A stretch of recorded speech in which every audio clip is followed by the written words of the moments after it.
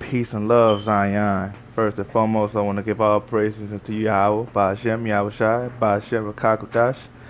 Double honors to the apostles, elders of great millstones for teaching me this truth so I could do the same. Hopefully that the hopeful elect find this edifying.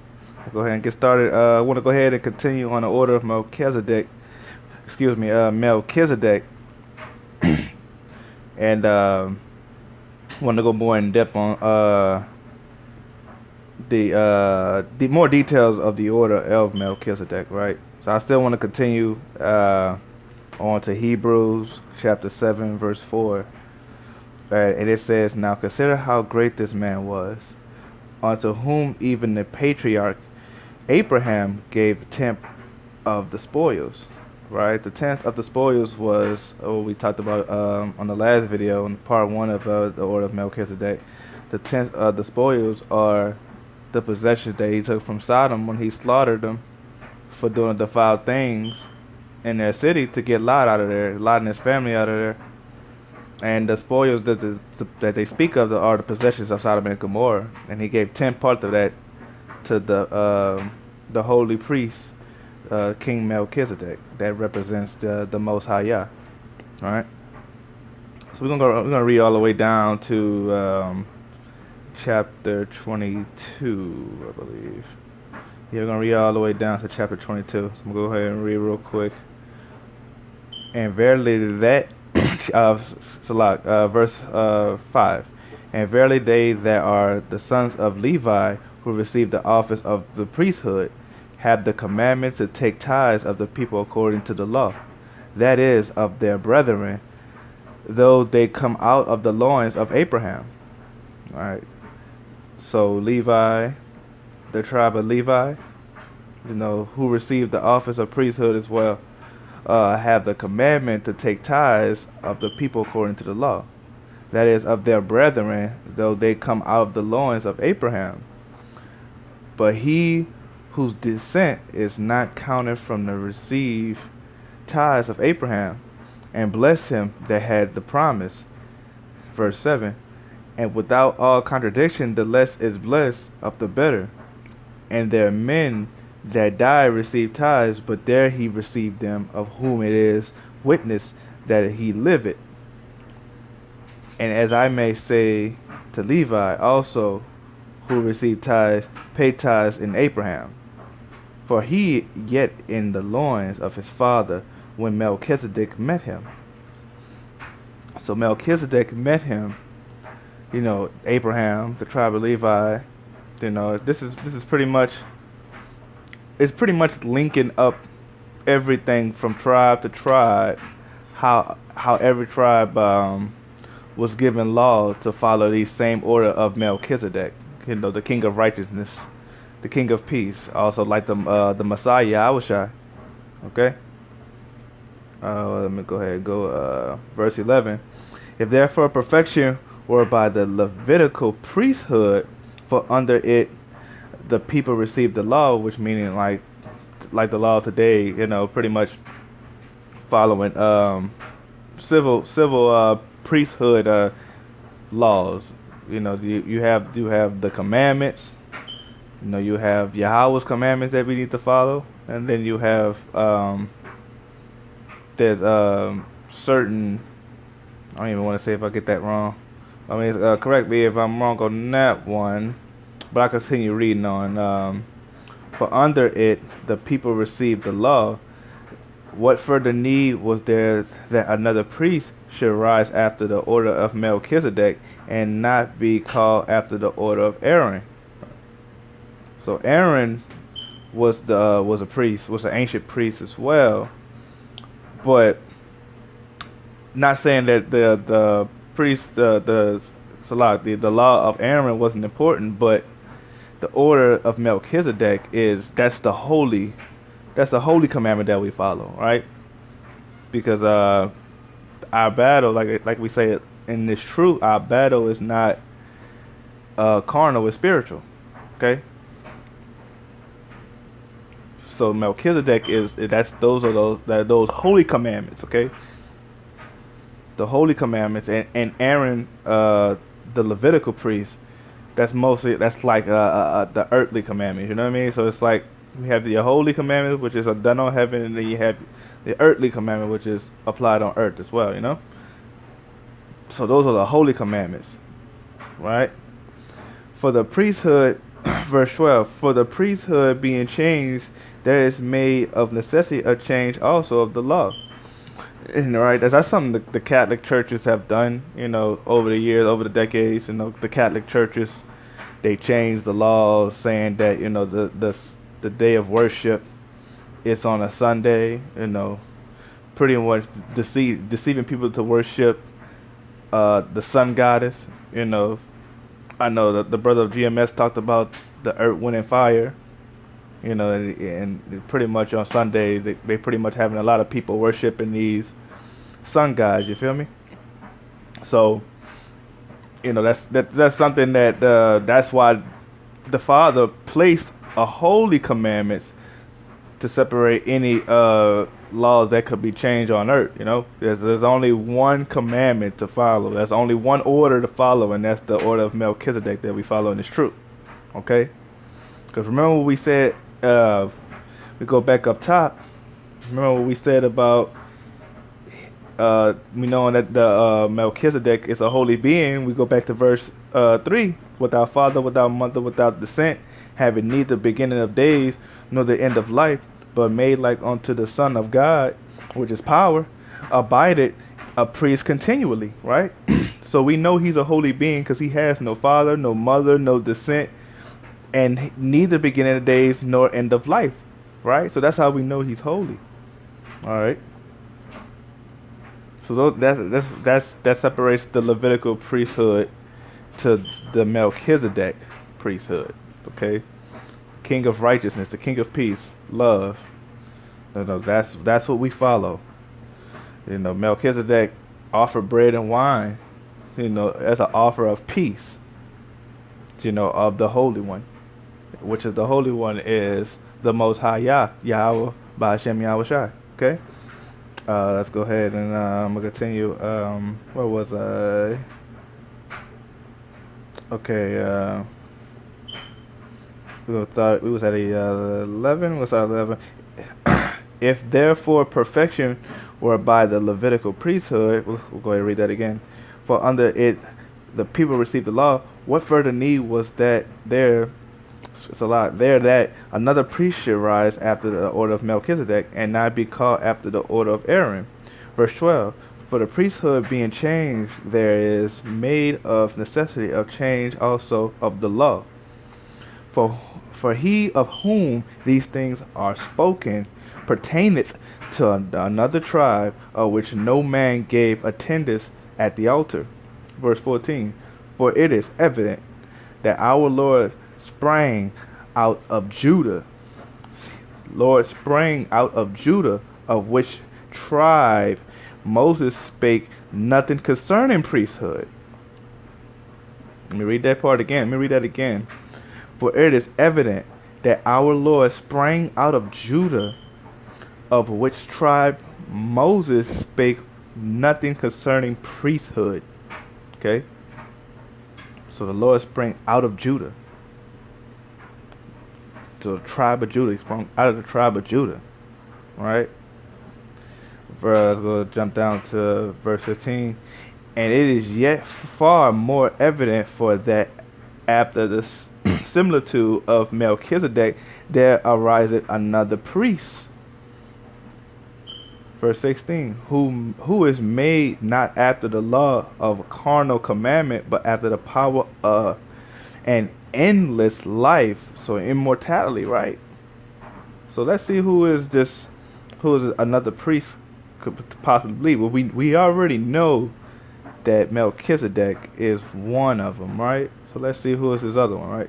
For there is verily this annually of the commandment going before for the weakness and unprofitableness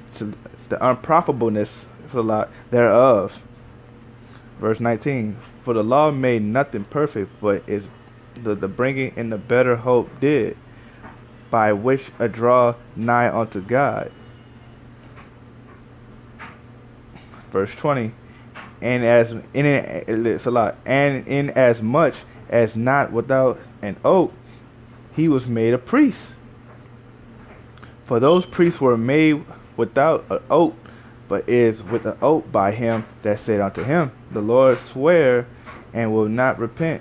Thou art a priest forever after the order of Melchizedek. So more what he's saying, even after the order of Melchizedek. So let's go ahead and jump down to verse 20. 22, it's a lot. Verse 22. By so much was Yahawashi made a surely of a better testament, right? They say Jesus right there, but his name is Yahawashi. Okay. And let me go ahead and should I read 23? By so much was Yahawashi made a surety of a better testament. So now verse 22 right there just pretty much shows who's the priest that also follows that same order of Melchizedek, right? So that's what makes it, again, what makes it important, that order of Melchizedek is what we follow, okay? So remember, our battle is spiritual, not carnal. And I'm going to go ahead and get that precept too, that our battle is spiritual and not carnal, okay? Okay, the vengeance is not in our hand, okay? We just supposed to stay in this truth, and we're supposed to be peaceful. We're supposed to, speak this truth in righteousness and sincerity, okay? Anything else is pretty much extra, man. There's no need for it. When it comes to the truth, we just out here. We be sincere. We're peaceful. We show love. That's the order that we're under the follow. But I'm gonna go ahead and pull that up. That the battle is not. It's not carnal. Okay. Is that it? Not that one. I believe it is. Which verse was it? Was it Zephaniah? Wasn't Zephaniah? No. See if I can find that verse. A lot, yeah. Which one was it?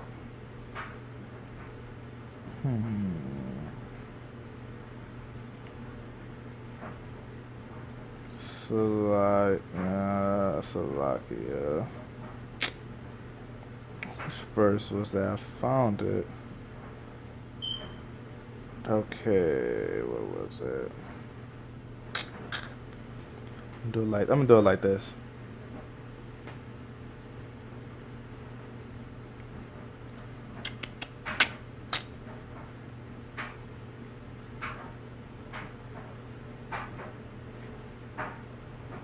Okay, this kind of explains it perfectly. Let's see if we can pull this up. Hold on.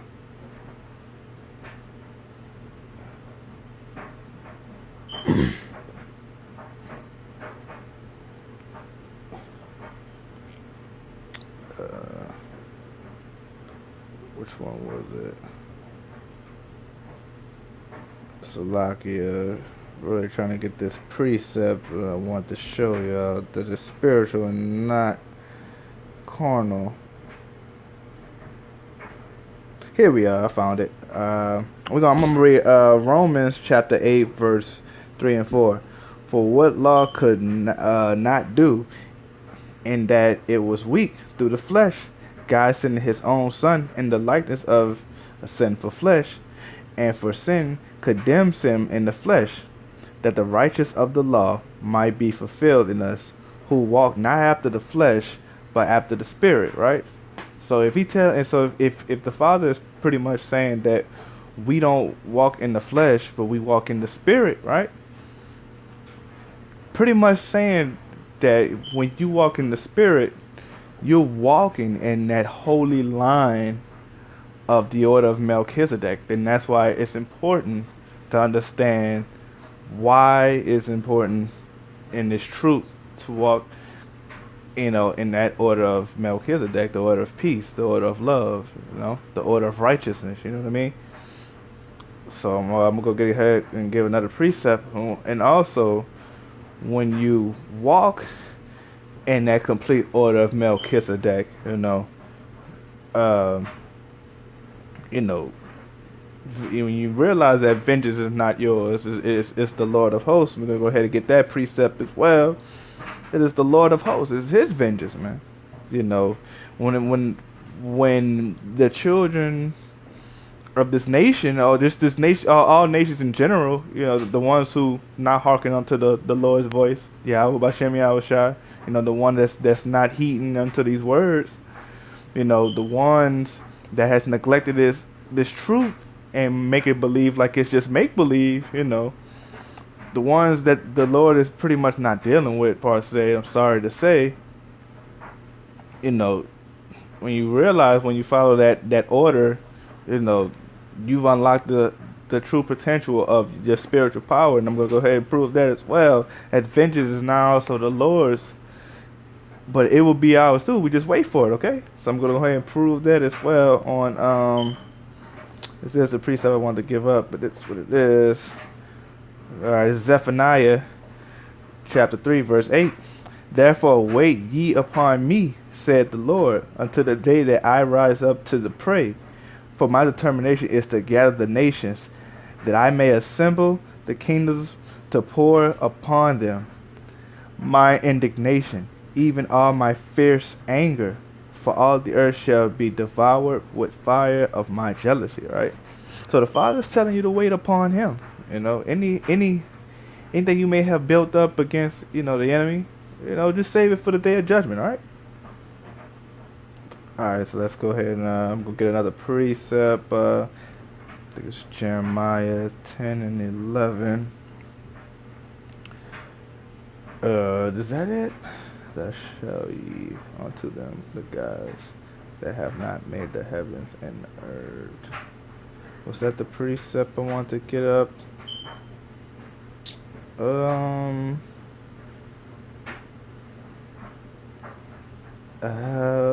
Boy, but I mean, he says it again.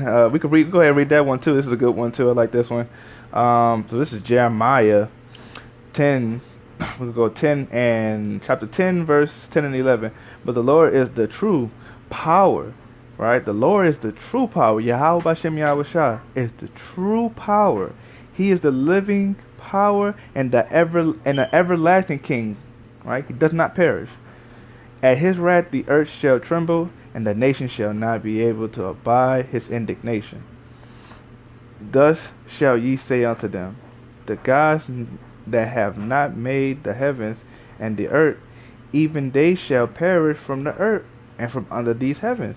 So, any deity that you may worship on this earth, any idol, any so-called God that you worship on this earth, even Esau, Edom, man, they're not going to even be able to avoid this indignation of the Father. They're not going to be able. They're not going to be able to get away from Yahawah bahasham yahawashi. You're not going to be able to avoid the power of Yahawah bahasham yahawashi. You can't escape judgment when Yahawah bahasham yahawashi comes here. All right. So I'm gonna go ahead and get one more precept that I want to pull up. I want to say it's I know what it is. I know exactly what it is. I want to say it was 51. Let's try that. Alright. So this is Jeremiah chapter 51, verse 10 and 11. The Lord had brought forth our righteousness. Come and let us declare in Zion the work of the Lord, our power. Yahawah bahasham yahawashi, right? Make bright the arrows, gather the shields. Yahawah bahasham yahawashi hath raised up the spirit of the kings of Medes. For his device is against Babylon, which Babylon today is America. When you talk about today, is America, because America has transgressed the law that reached above the heavens. Pretty much. I mean, that means sin upon sin upon sin, right? So this is why the Father is pretty much pissed, right? He's standing right here that vengeance is His, right? So we're gonna go ahead and finish up, and so He says, to destroy it, because it is the vengeance of the Lord, Yahawah, bahasham, yahawashi, the vengeance of his temple. So it's pretty much right here saying that vengeance is the Lord's, man.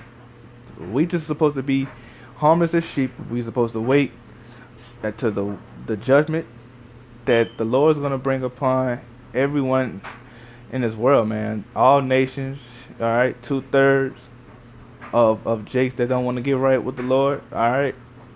And the elect. Everyone's going to get their judgment, going to get their blessings according to their works.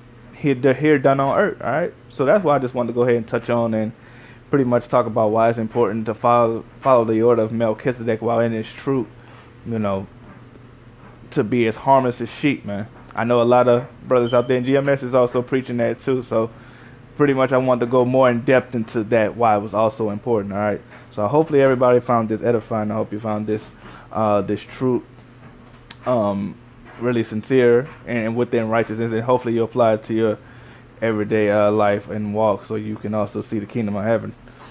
When I say, go ahead and say Barakatah Yahweh, Barakatah Yahawashi, bahasham, Makakadash. Peace and blessings to everyone out there doing well, and Shalom.